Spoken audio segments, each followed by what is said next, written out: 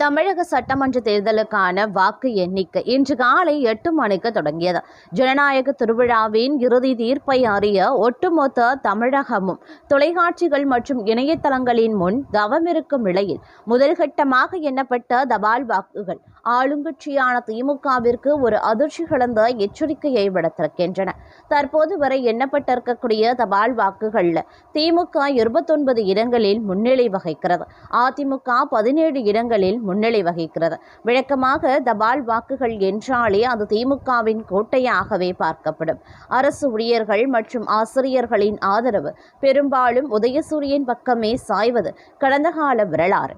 ஆனால் இன்று காலை நிலவரப்படி வெளிவரும் தகவல்கள் அந்த பிம்பத்தை உடைக்கும் வகையில் அமைந்துள்ளன. வாக்கு எண்ணிக்கை தொடங்கிய சில மணி நேரங்களிலேயே தபால் வாக்குகளின் முடிவுகள் கசிய தொடங்கின. மொத்தம் இருக்கக்கூடிய இடங்களில் திமுக கூட்டணி சுமார் 29 இடங்களில் முன்னிலை பெற்றுள்ள நிலையில் பிரதான எதிர்க்கட்சியான அதிமுக 17 இடங்களில் வலுவான முன்னிலையை பெற்றுள்ளது. இது தவிர முதன்முறையாக களம் கண்டுள்ள விஜயின் தமிழக வெற்றி கழகம் 2 இடங்களில் முன்னிலை பெற்று அரசியல் வட்டாரத்தை அதிர வைத்திருக்கிறது. எண்ணிக்கை அடிப்படையில் திமுக முன்னிலையில் இருந்தாலும் தபால் வாக்குகள் அதிமுக மற்றும் தவேக பெற்றிருக்கக்கூடிய இந்த கணிசமான வாக்குகள் ஆளுங்கட்சிக்கு சாதகமான சூழல் இல்லை என்பதையே காட்டுகின்றன. போஸ்டல் ஓட்டுகள் அதிமுகவுக்கு கணிசமாக விழுந்துள்ளன. அரசு ஊழியர்கள் அதிருப்தியில் இருந்தது இதன் மூலம் அம்பலமாகியுள்ளது என்று அரசியல் விமர்சகர்கள் கருத்து தெரிவிக்கின்றனர். இதற்கு பின்னால் பல முக்கிய காரணங்களும் அடுக்கப்படுகின்றது.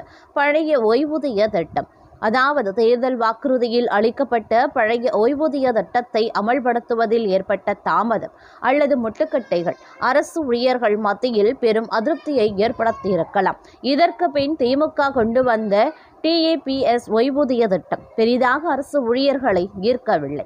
அகவிலைப்படி மற்றும் ஊதிய உயர்வு, அதாவது அகவிலை உயர்வு வழங்கப்படுவதில் நிலவிய இழுபறி மற்றும் பல்வேறு சங்கங்களின் போராட்டங்கள் ஆளுங்கட்சிக்கு எதிராக திரும்பியிருக்க வாய்ப்புள்ளது.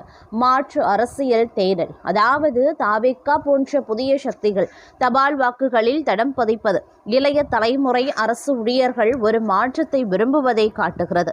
அதிமுக வலுவான நிலையில் தபால் வாக்குகளை பிரித்திருப்பது எடப்பாடி பழனிசாமி தலைமையிலான அக்கட்சிக்கு ஒரு பெரிய ஊக்கமாக பார்க்கப்படுகிறது.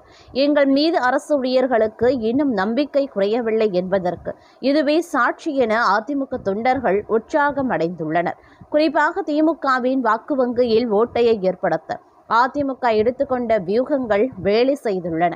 நடிகர் விஜயின் தமிழக வெற்றி கழகம் 2 இடங்களில் முன்னிலை வகிப்பது இந்த தேர்தலின் மிகப்பெரிய ஆச்சரியமாக பார்க்கப்படுகிறது. அரசு பணியில் இருக்கும் இளைஞர்கள் மத்தியில் விஜய்க்கு இருக்கும் செல்வாக்கு தபால் வாக்குகள் மூலம் வாக்குகளாக மாறியுள்ளது என தெரிகிறது. இது வரும் காலங்களில் திராவிட கட்சிகளுக்கு ஒரு சவாலாக அமையும் என்பதில் ஐயமில்லை. தபால் வாக்குகள் என்பது ஒரு சிறிய பகுதிகள் என்றாலும் அது மக்களின் மனநிலை என்பதை தாண்டி நிர்வாக இயந்திரத்தின் மனநிலையை பிரதிபலிக்கிறது. தற்போது EVM வாக்குகள் எண்ணப்பட்டு வரும் நிலையில் முழுமையான முடிவுகள் வரும்போதுதான் ஆட்சி பீடத்தில் அமரப்போவது யார் என்பது தெரிய வரும். இருப்பினும் தபால் வாக்குகளில் அரசு ஊழியர்கள் காட்டியுள்ள இந்த முரண்பட்ட போக்கு ஆளுங்கட்சிக்கு ஒரு சுய பரிசோதனைக்கான நேரமாகவே பார்க்கப்படுகிறது. தமிழகத்தின் தலையெழுத்தை மாற்றப் போகும் அந்த இறுதி முடிவு இன்னும் சில மணி நேரங்களில் நமக்கு தெரிந்துவிடும். அதே நேரம் மற்றொரு புறம் பார்க்கும் பொழுது கடந்த 2021 ஆண்டு நடைபெற்ற தமிழக சட்டப்பேரவை தேர்தலில் திமுக மற்றும் அதிமுக ஆகிய இரு முக்கிய கட்சிகளும் இடையிலான வாக்கு வித்தியாசம் வெறும் 4.41% மட்டுமே இருந்தது என்பது அரசியல் களத்தில் மிக முக்கியமான தரவாகும். 10 ஆண்டு கால அதிமுக ஆட்சிக்கு எதிரான மனநிலை, மு.க.ஸ்டாலின் அவர்களை முதல்வராக பார்க்க வேண்டும் என்ற மக்களின் ஆர்வம் மற்றும் தங்கள் தொகுதியில் ஸ்டாலின் போன்ற தீவிரமான தேர்தல் பிரச்சாரங்கள் என பல சாதகமான காரணிகள் திமுகவிற்கு இருந்தபோதும் இந்த வாக்கு வித்தியாசம் மிக குறைவாகவே இருந்தது. குறிப்பாக திமுகவின் கவர்ச்சிகரமான தேர்தல் அறிக்கை, நீட் தேர்வை ரத்து செய்வதற்கான ரகசிய திட்டம் மற்றும் உதயநிதி ஸ்டாலின் அவர்களின் செங்கல் பிரச்சாரம் போன்றவை தேர்தல் களத்தில் பெரும் தாக்கத்தை ஏற்படுத்தியிருந்தன. அதிமுக தரப்பில் செல்வாக்கு மிக்க ஒருமித்த தலைமை இல்லாதது மற்றும் இரட்டை தலைமை காரணமாக முடிவெடுப்பதில் ஏற்பட்ட சுணக்கம் போன்றவை அக்கட்சிக்கு பின்னடைவாகவே கருதப்பட்டன. இருப்பினும் எடப்பாடி பழனிசாமி தலைமையிலான அதிமுக 10 ஆண்டு கால ஆட்சிக்கு பின்னரும் வலுவான போட்டியை வழங்கியதும் கவனிக்கத்தக்கது. பாஜகவின் நுழைவு குறித்த அச்சம் கலந்த பிரச்சாரங்கள் மற்றும் சிறுபான்மையினர் மற்றும் தலித் மக்களின் வாக்குகள் திமுக கூட்டணியை நோக்கி ஒருங்கிணைக்கப்பட்டது போன்றவை திமுகவின் வெற்றிக்கு வித்திட்டன. அதே சமயம் அதிமுகவின் வாக்குகள் அமமுக மூலம் பிரிந்ததும் மக்கள் நீதி மய்யம் போன்ற கட்சிகள் திமுக எதிர்ப்பு வாக்குகளை கவர்ந்ததும் தேர்தல் முடிவுகளில் முக்கிய பங்கு வகித்தன. கூட்டணி பலத்தை பொறுத்தவரை திமுக தரப்பில் கணிதம் மற்றும் வேதியியல் என இரண்டிலேயும் கச்சிதமான ஒரு கூட்டணி அமைந்திருந்தது. கச்சிதமான ஊடக மேலாண்மை மற்றும் சமூக வலைதளங்களின் மூலம் கொண்டு செல்லப்பட்ட பிரச்சாரங்கள் திமுகவின் வெற்றியை உறுதி செய்தன. இத்தனை யுத்திகளையும் சாதகமான சூழ்நிலைகளையும் தாண்டி 4.41% வாக்கு வித்தியாசம் என்பது தமிழகத்தில் அதிமுகவின் அடிமட்ட தொண்டர்களின் பலத்தையும் அக்கட்சியின் வாக்கு வங்கியின் ஸ்திரத்தன்மையையும் பறைசாற்றுவதாக அமைந்தது. இந்த வரலாற்று பின்னணியை கருத்தில் கொள்ளும்போது வரும் 2026ஆம் ஆண்டு தேர்தல்களும் இன்னும் சிக்கலானதாக மாற வாய்ப்புகளும் உள்ளது. தற்போது 2026ஆம் ஆண்டை நோக்கி நகரும் வேளையில் தமிழக அரசியல்களம் புதிய பரிமாணங்களை எட்டியுள்ளது. நடிகர் விஜயின் தமிழக வெற்றி கழகம் போன்ற புதிய சக்திகளின் வருகை மற்றும் வளர்ந்து வரும் நாம் தமிழர் கட்சியின் வாக்கு விகிதம் போன்றவை முந்தைய தேர்தல் கணக்குகளை மாற்றியமைக்கக்கூடும். 2021 இருந்தே அதே சாதகமான சூழல் அல்லது அதே கூட்டணி பலம் வரும் தேர்தலில் நீடிக்குமா என்பது விவாதத்திற்குரியது. குறிப்பாக தற்போதைய ஆட்சிக்கு எதிரான விமர்சனங்கள் மற்றும் எதிர்க்கட்சிகளின் புதிய வியூகங்கள் போன்றவை வாக்குகளை பிரதிபலிப்பதில் முக்கிய பங்கு வகிக்கக்கூடும்.